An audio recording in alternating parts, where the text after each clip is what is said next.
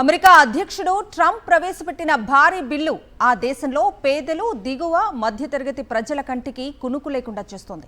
అక్కడి ఆరోగ్య వ్యవస్థపై అది తీవ్రమైన ముప్పుగా పరిగణించనుందని ప్రతిపక్ష డెమోక్రాటిక్ పార్టీ మాత్రమే కాదు, రిపబ్లికన్ సెనేటర్లు సైతం మండిపడుతున్నారు.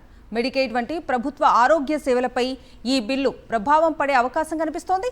దీనివల్ల 1 కోటి మందికి పైగా పేదలు, దిగువ మధ్యతరగతి కుటుంబాలు బీమా కోల్పోయే ప్రమాదం ఉందన్న ఆందోళనపై ప్రత్యేక కథనం. తాను ఒక గొప్ప బిల్లు తెస్తున్నానంటూ ట్రంప్ తెర మీదకు తీసుకొచ్చిన వన్ బిగ్ బ్యూటిఫుల్ బిల్ అమెరికాలో పేదలు, దిగువ మధ్యతరగతి ప్రజల కంటికి కునుకు లేకుండా చేస్తోంది. 940 పేజీల ఈ బిల్లులో పన్ను మినహాయింపులను, రక్షణ ఖర్చులను పెంచిన ట్రంప్ అదే సమయంలో మెడికేడ్ వంటి ప్రజా ఆరోగ్య బీమా పథకాలకు కత్తెర పెట్టారు.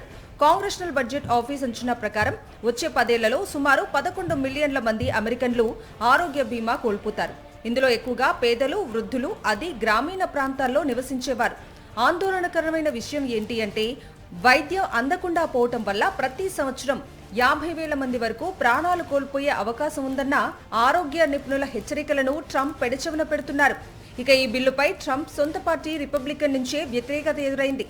రిపబ్లికన్ పార్టీకి చెందిన సీనియర్ నేత థామ్ చిల్లిస్ ప్రతిపాదిత బిల్లు తమ రాష్ట్రంలోని ఆసుపత్రుల్ని మూతవేసేలా ఉందని తీవ్రంగా విమర్శించారు. కానీ ట్రంప్ మాత్రం ఇది పన్నుల భారాన్ని తగ్గించేందుకు, దేశ భద్రత కోసం అవసరమైన నిధుల కోసం తీసుకొచ్చిన నిర్ణయమని సమర్థించుకున్నారు. కాగా ఇప్పటికే అమెరికాలో వందలాది కుటుంబాలు రోడ్లపైకి వచ్చి ఈ బిల్లుకు వ్యతిరేకంగా నిరసనలు తెలుపుతున్నాయి. ఆరోగ్యంపై చేసే ఈ విధమైన కోతలు పేదల ప్రాణాల్ని క్షణక్షణం ప్రమాదంలోకి నెట్టేస్తున్నాయని వారు ఆవేదన వ్యక్తం చేస్తున్నారు. బిల్లు పేరు బ్యూటిఫుల్ అయినా ఫలితాలు మాత్రం పేదల జీవితాలపై చెరగని మచ్చలా మారే ప్రమాదం ఉందన్న ఆందోళన వ్యక్తమవుతోంది.